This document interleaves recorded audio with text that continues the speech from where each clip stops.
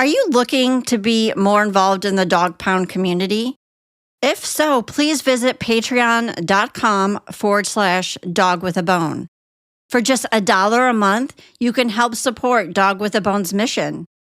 Please visit our page to learn about the multiple tiers that will give you access to behind-the-scenes content, outtakes, documents, photos, videos, and live monthly events with me. I thank you for your continued support and consideration. Warning, this episode contains adult content and listener discretion is advised. All views and opinions expressed by Dog with a Bone guests are their own and do not necessarily reflect those of the host or the contributors.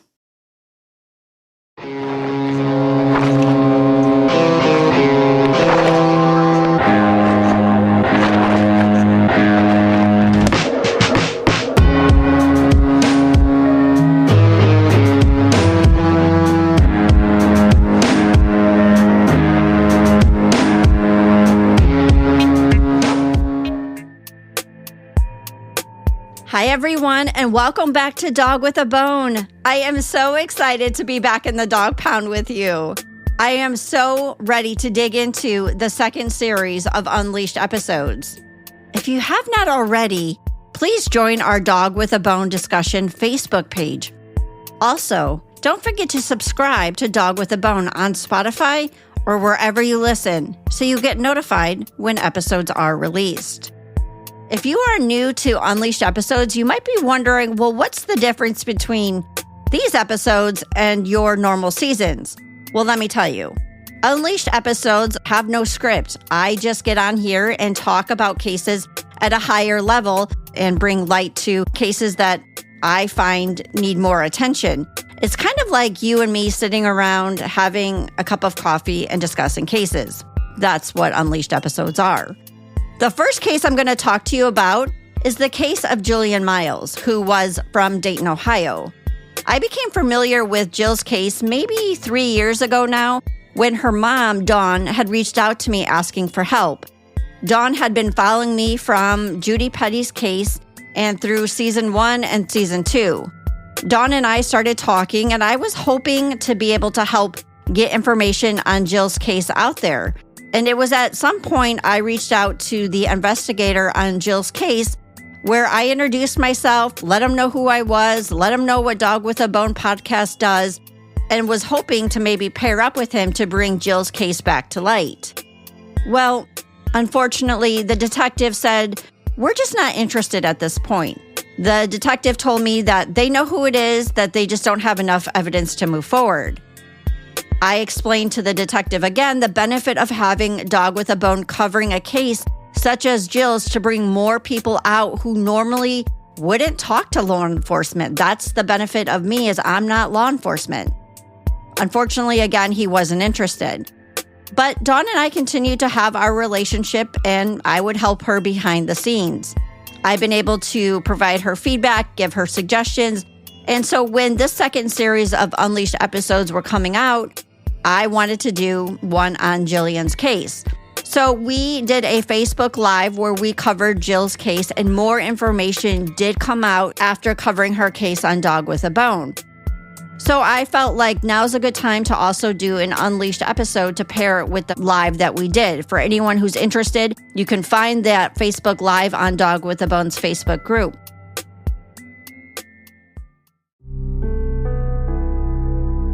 So let's dig into Jill's case. Jill was only 27 years old when she was murdered. She was murdered on February 19th, 2013. Jill lived where there was an apartment on the bottom, and then she kind of lived on top of that. It was like a split. It was a 2-flat. Jill had 2 kids who were very young at the time. One was 2.5 years old, and the other was 15 months. So young. Jill absolutely loved her children with all of her heart. She would do anything for them. And that's the one thing I have heard about Jill over and over again, about what a dedicated mom she was, being a single parent, just trying to make things work. Jill was found at the bottom of her stairs, and it looked like she had just gotten out of the shower or the bathtub. She had a towel wrapped around the top of her head, and she was shot twice.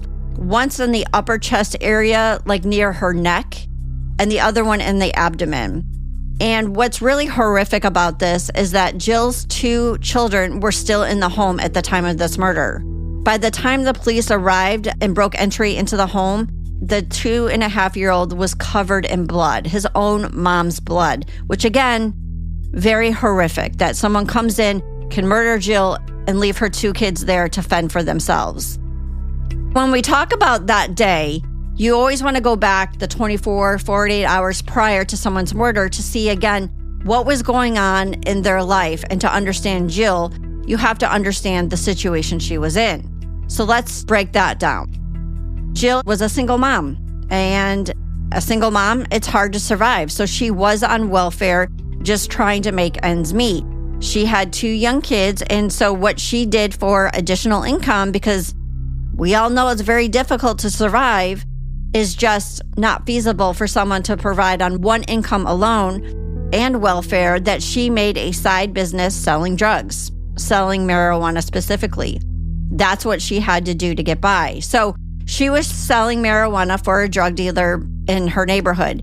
She often would tell her mom or tell other people that she was going over to clean this guy's house. And that means in street talk that she was going over there to sell drugs, is what I understand what was happening. So Jill was doing this for additional income. And Dawn, who was very much involved in Jill's life, this is a part of Jill's life that she was not as familiar with.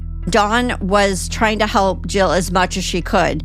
And when you're a young adult, as Jill was, you don't always make the best decisions. I think that's exactly what was going on with Jill. She was trying to figure out how to survive and how to make it. And she was doing the best she could.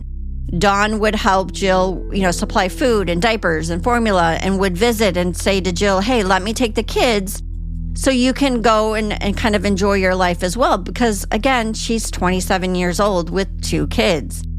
And when we go back to the murder, Jill had asked Dawn for $500. Dawn at this point said to Jill, I'm just not going to give you $500. What do you need the $500 for? Jill told her mom, you just wouldn't understand. This could be that Jill owed a drug dealer money, and we're going to talk more about that later. But Dawn, not knowing any of this, said, I'm not going to give you $500, Jill, unless you tell me what was going on. Well, she never told Dawn what the $500 was for, so she didn't get that $500. We also know that Jill was going to go out with somebody that night of the murder, and she had asked one of her friends to babysit the kids. And this was new information for Dawn, because Dawn said that Jill never let anyone watch the kids. Usually, Jill would have Dawn come and watch the kids. And so this was something new that Dawn had never heard. And so we are looking into more information about that, because who was she going out with that night? Is that somebody that needs to be looked at? But what we do know for sure is the day that Jill was murdered, she got into an argument with the baby's daddy. Jill had 2 children by the same guy, and we're just going to refer to him as the baby daddy. He was really not active in the kids' lives. He didn't really claim them as his until after Jill's murder. Jill was very much in love with him, absolutely in love with him. She wanted a life with him. He, on the other hand, had other women that he was in relationships with. He had other babies with these women, and he just was not faithful. He would not commit to Jill. But in November, he did ask Jill to marry him, and she said yes. I understand that she then found out that he wanted to have this kind of sister-wife situation where Jill and the other baby mamas would all be sisters, and he would be able to float around. And Jill just didn't want that. Jill wanted him to herself, and so she was not going to do that. And she even got his name tattooed up above where she was shot, actually. She got that tattoo maybe, again, 2 months before she was murdered, and it had his nickname, I believe, above her chest area.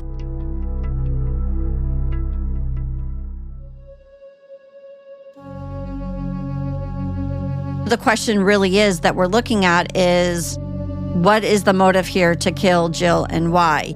And as I mentioned, Jill and him got into this huge argument that day. Jill was seen leaving her home And baby daddy was out in the yard and they were screaming and yelling. You have to wonder, was that something that then stirred and continued to stir throughout the day and into the night? When we look at baby daddy, this is what we know. He was very, very violent. As I said, that day they got into this huge argument. And I've heard that he has killed before. Again, I don't know that, but that is kind of what has been said to me. So Jill and him had domestic violence in their relationship several times. He would often beat on her. He actually pushed her down the stairs when she was pregnant with his child, and that caused her to go to the hospital and get checked out. This was a big point in Jill's life where she was going to leave him because of this. And Dawn was saying, you know what? You need to leave. You need to get out. You need to get a restraining order. You need to move on. Jill decided, I'm going to stay. And that's not uncommon. Oftentimes what happens in domestic violence relationships, we've talked about this before, everyone, with the cycle of abuse. Baby daddy then says to her, you know what? I will buy you a house. I will do all these things for you. And it's what Jill ultimately wanted, right? She wanted just him. And so he says, if you drop the charges, I'll buy you a house. And so that's what Jill ended up doing. But surprise, she never got a house. Jill, to me, is somebody who wanted the picket fence, the 2.5 kids, and the dedicated husband and father, and that just was not going to happen despite her best efforts. There was another point in the relationship where Jill was so afraid of him because of the violence that she put a couch in front of the door. I think at one point he busted through the door. There was physical altercation. So Dawn tells me that she ended up getting a gun. And once Dawn found out that she had a gun, she said, absolutely not. You have to give that gun back. You have 2 babies in here. You need to turn that over. We're not sure if that actually happened or not. When you look at homicides, you always have to look at domestic violence. You have to look at the main people in the person's life, and that is baby daddy. You have somebody who's very violent. You have a history of violence. You have history of drugs. You also have somebody who's very familiar with Jill, her house, and her routine. Jill and baby daddy, their argument happened around 4 p.m. She was then murdered around 9. What happened between 4 and 9, between that time frame? Was that something where he continued to stew, get angry, and it built up? Did he find out that she was going out that night with somebody else? These are questions that you have to ask. And so when you're looking at this whole situation, who is familiar with Jill's house? And the other thing to know is that Jill had a very aggressive dog, a very aggressive pit bull who did not like men, did not like strangers. So the fact that somebody came in and shot Jill twice, you have to wonder the dog would have attacked, because I understand the dog also did not leave Jill's side. So besides her 15-month-old baby, who is now covered in mom's blood, left there with mom, so is the dog. The dog did not attack this individual. From everything we've heard, the dog was familiar, okay, with the apartment, with Jill, with the surroundings. So I think that's a very big clue as well. Jill was found kind of laying at the bottom of the stairs. Somebody got very close to her. This is a close contact wound. When we read the autopsy report, it's very close contact. So somebody was in her face, obviously, and that's when they shot her twice. When we look at what are the motives here, I don't think it was a robbery, and let me tell you why. Jill had money sitting on the counter, and that was not taken. So if you're going to rob somebody, you're there because someone owes you money, you're going to take money that you see, right? Or valuables or jewelry. Jill had on earrings and rings, and none of that was taken. She had $267 cash in her wallet that was on the kitchen table. The other thing that I feel is the strongest clue here is that Jill had $20 in her hand. So there's 2 ways to look at this. You can say that Jill had $20 in her hand and was maybe trying to give the person some money and then was shot, or someone put the $20 bill in her hand after she was shot. I tend to lean towards after, because I think if you're holding money and you fall down, I think your hands are going to open up and you're going to fall, and the $20 is going to not be in your hand, but it was actually in her hand. So I think this was a message. I think that whoever killed her, and I could be wrong, but I think this is a big clue. Whoever killed her, that was a message. Here's your $20. Here's your money. Take your money. Kind of like an screw you kind of message. Because if it's a robbery, you're not going to leave your $20 there. I don't think that makes any sense. And if you're there because she owes you money, why would you leave your $20? Again, unless that's the message. I just don't feel like if she was holding $20 to give it to somebody, like, here, take your money, take your $20, and she was shot, she would have released it. The $20 is really the key here for me.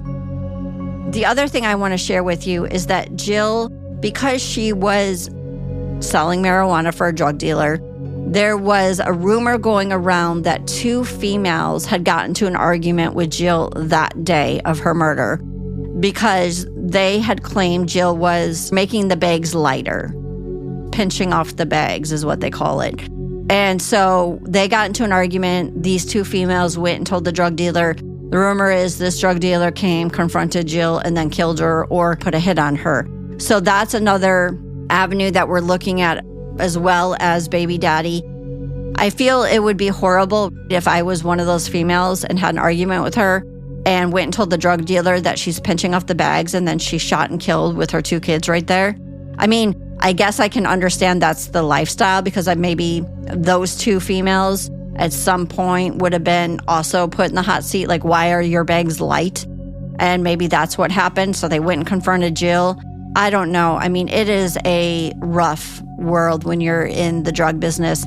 It's not an easy life. You're constantly living in fear. You're constantly thinking everyone is doing something. You have to protect yourself at all costs. It's not an easy life to live.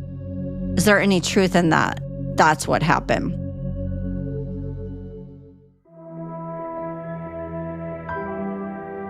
I want to talk for a minute on how Dawn found out Jill was murdered, because this really bothers me as well. So Dawn was on her way to work, and she had heard on the news on the way to work that there was a shooting, and it was in Jill's neighborhood on Jill Street. So, of course, she's like, oh my goodness, you think the worst, right? Jill did not live in the best neighborhood.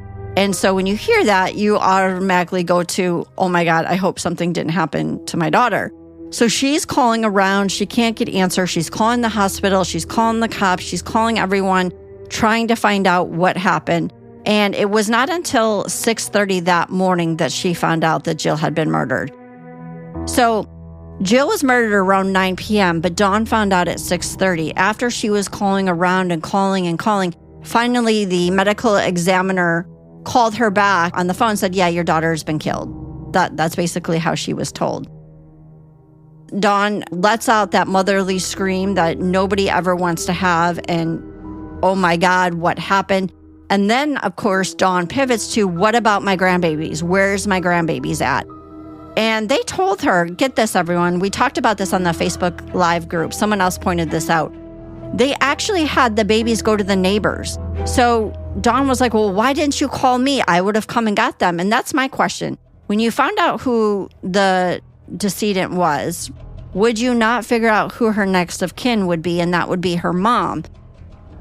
The investigators told her that they had tried to call her multiple times and she didn't answer. She's like, there's no way. I have my phone by me. I have no missed calls, nothing like that. And so they ended up taking the kids to the neighbor's house. And I just wonder too, someone mentioned this on Facebook, why they didn't take the kids to the hospital. How do they know the kids were not injured? I would think that it'd be good to check them out. I mean, they checked them out there probably at the scene, but I think maybe the hospital and then following protocol and calling her family, Jill's family, would have probably been better than the neighbors. Because again, the neighbors must have heard things, but then they say they heard nothing. So people know what happened. That's the thing. In this neighborhood, there's no way they didn't hear what happened. And I'm sure there was a loud argument. I'm sure there was a fight, and then there were gunshots. So I definitely think that people know what happened, just nobody has been talking. Dawn and her son, they go over, they grab the grandkids, they take them back to Dawn's house, and Dawn has been raising them ever since. And that is remarkable. Dawn is a fighter. She's a fighter for her daughter. And those grandkids are so well taken care of, and Dawn has done an amazing job, and she's never given up the fight in figuring out who killed her daughter. So I just want to, mention that because I just find it weird that they went to the neighbor's house and Dawn found out on the phone, and if she was killed at 9 p.m., why is Dawn just finding out at 6:30? There's just a lot of things that you look and you say, oh, that doesn't sound right to me, or it just doesn't feel great. So when we talk about what was, going on with this whole situation, when we go back to the crime scene again, we know a few things. We know that Jill was maybe going out. She had all her earrings on. She had her rings on.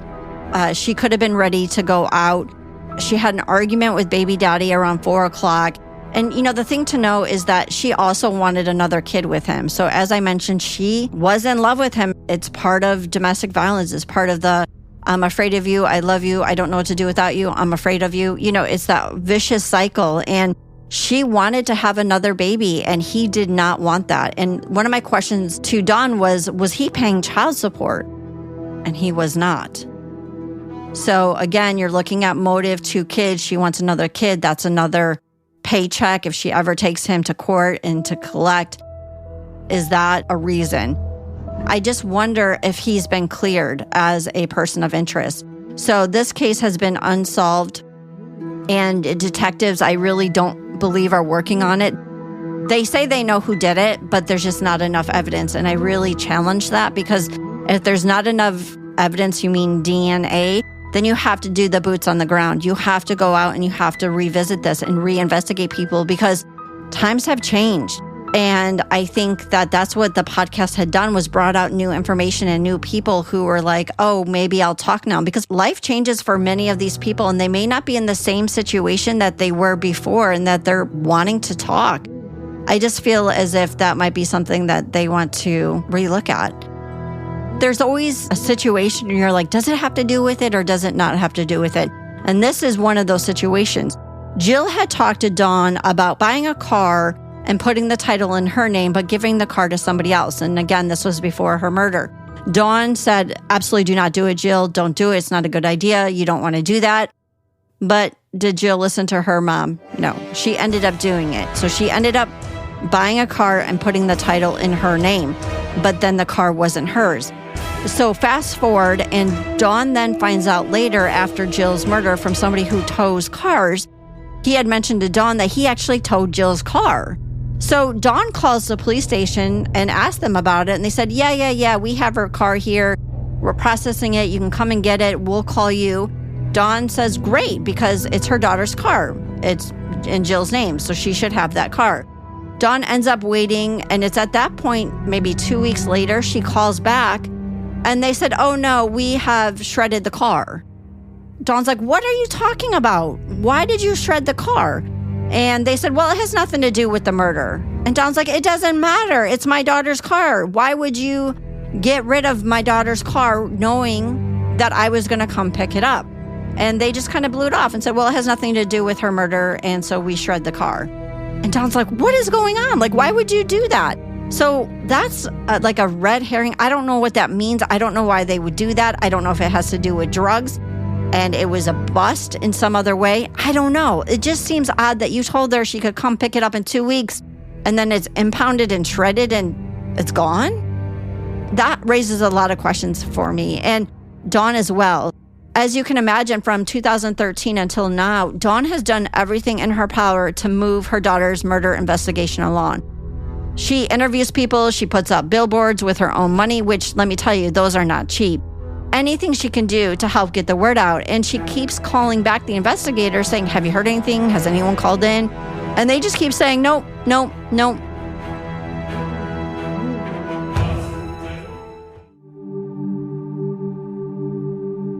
And the question really is, if this is a cold case, because it is a cold case, they're not working it, then what are they doing? Like, why don't you call in BCI? Why don't you call in other experts and get other suggestions or ideas on how to close this case if you know who it is? I think knowing who it is, then it should be you work your butt off to prove it's that person. Just sitting back and be like, oh, we don't have enough evidence. Go get the evidence. Go figure it out. Go be creative. As Paul Holes told me too, think outside the box. Go do what you need to do. And I don't think that has been happening. I know it's not been happening. And they could have taken the opportunity to work with Dog with a Bone to be able to get it out, but they didn't. And so me and Dawn just did it on our own. I said, I'll do an Unleashed on Jill's case and we'll do a Facebook Live. Like, let's see what can happen from that. And again, good things have happened. Dawn told me for the first time she had hope. And that is a beautiful thing to hear from a mother who has been fighting with every tooth and nail since 2013 to finally have hope. And I can only hope that the more that people hear Jill's case, the more people that share Jill's case, and the people who know what happened, call in. You can remain anonymous. Call the detective, call Dawn, reach out to me, whoever you want to talk to, and just share what you know. Because what you know can turn this around. Jill's 2 kids deserve to know who killed their mother. And if you're holding on to that secret, that is a horrible, horrible thing to do to her and her family. Even if you don't maybe know if it's fully the truth, sometimes pieces of the puzzle line up. So why don't you share your piece of the puzzle and let us put it together? You know, there's always truth in something. And so the more you hear it, the more that it comes together. This other thing that happened with Crybaby. So this person whose nickname is Crybaby, everyone's been throwing out that he also told Jill's dad at one point that the cops again know who did it, but aren't doing anything about it. So the question is why? Dawn, of course, is calling the police. She's saying, Crybaby said this, go find Crybaby. Crybaby knows. And the cops are like, well, we don't know who Crybaby is. We can't find him. They took a photo of him. They sent it. I was like, how do you not know who Crybaby is? How do you not know? Every police department has photos. If this person, Crybaby, has been in the system, guaranteed he has a nickname in the system that's labeled Crybaby. How can you not find him? How do you not know who he is? Then go out with your contacts and find out who he is. This is what I'm talking about. Stop sitting behind a desk, get your boots on the ground, and go do some investigative work. It's not going to fall into your lap. Again, 2013. People have changed. People have gotten out of the lifestyle. You never know when someone's going to say, you know what, I heard this, and maybe talk to you. And the other issue I have with this case, and the more cases I'm covering, is it because of Jill's lifestyle? And I hate to say that, and I hate to think that, but the more that I'm hearing cases where someone lived a lifestyle that was higher risk, if you will, seems like they don't always get the justice. They don't get the coverage. And I know that there's a lot of police departments, a lot of good detectives who do fight the good fight. But I also know that there's a lot of detectives, prosecutors who don't want that kind of fight and that kind of case where a victim lived a different kind of lifestyle, and they think that it would make it harder to prosecute because somebody was a sex worker, someone dealt drugs, someone lived this different life that is judged. And I don't think that we should judge the lifestyle of a victim. I think we should judge the murderer, the killer. Because if you are a sex worker, listen, you don't deserve to be murdered because you're a sex worker. That's how you make money. That's how you make your life. I'm not going to judge you, but I will judge the person who kills you. So let's stop focusing on the victim's life patterns and life that they have chosen. Some of them have not chosen this. Most of them have not chosen this lifestyle, but yet they're judged for it. Let's turn it around. Let's look at the killer. Same thing with people who are raped. You want to victimize the victim? Wearing too short of a skirt, walked a certain way, did something, flirted, gay, whatever. Let's victimize them. They can't be telling the truth. Oh, who are they? They're claiming it's somebody rich and famous. Okay. Well, how about we focus on the rapist? Huh? How about we turn the tables? Let's criticize them. Let's look at them. Why do we have to victimize our victims again? It doesn't make any sense to me. I have met some amazing people who are sex workers. This is not a life that they would have chosen for themselves. It's a life that they found themselves in. If anyone is murdered that's a sex worker, I'm here for you, because that doesn't give free rein on serial killers or any other person who thinks that you're no less. Look at all the sex workers who have been murdered and are unsolved. Take a look at that. It's astounding. It's disgusting. Number one, it takes a lot of resources because it's hard to find out who did it, right? Because of the work that they do. But to me, that shouldn't stop it. Like, I think we just have to put as much, if not even more, resources into figuring it out, because guaranteed they're not going to be the last. So how many other people in this lifestyle have to be murdered before someone takes a look?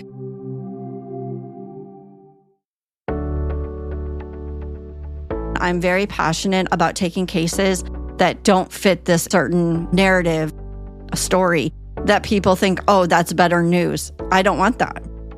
I want to cover victims who have had issues with drugs, who have disabilities, who don't come from this very lavish lifestyle, who have to sell drugs, who have to do different things.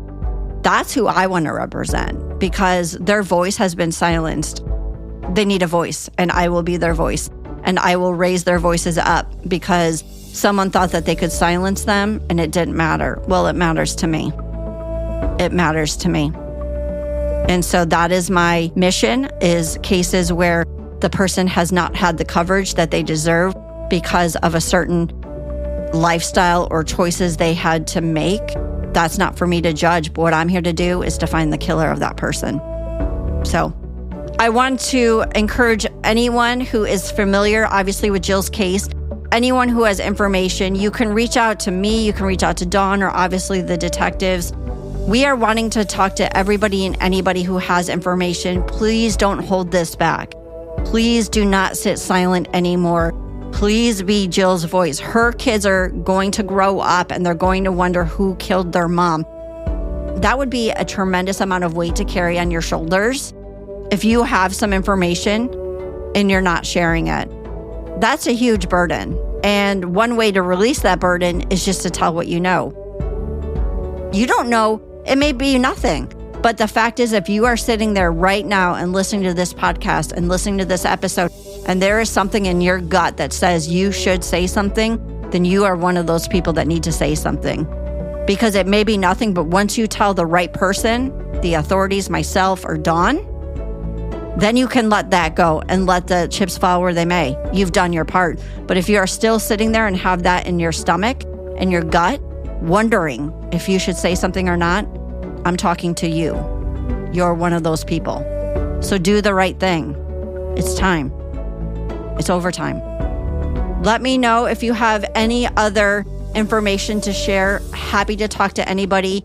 And I hope you have enjoyed this first Unleashed episode of the second series. I'm excited to get back on here, get back in the dog pound, and we will have a second Unleashed episode for you very soon. So thank you all for listening, and I'll see you back in the dog pound.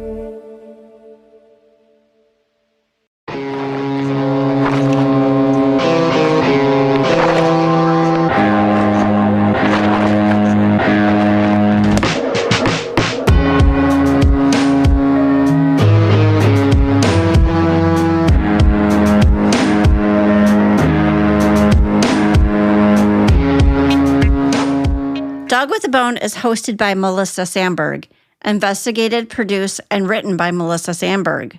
Additional writing by Caitlin Sandberg. Edited by Jason Sandberg. Mixed and mastered by Morrow Mixing and Mastering. Theme music by Alex Yukich. Dog with a Bone is a Sasquatch production.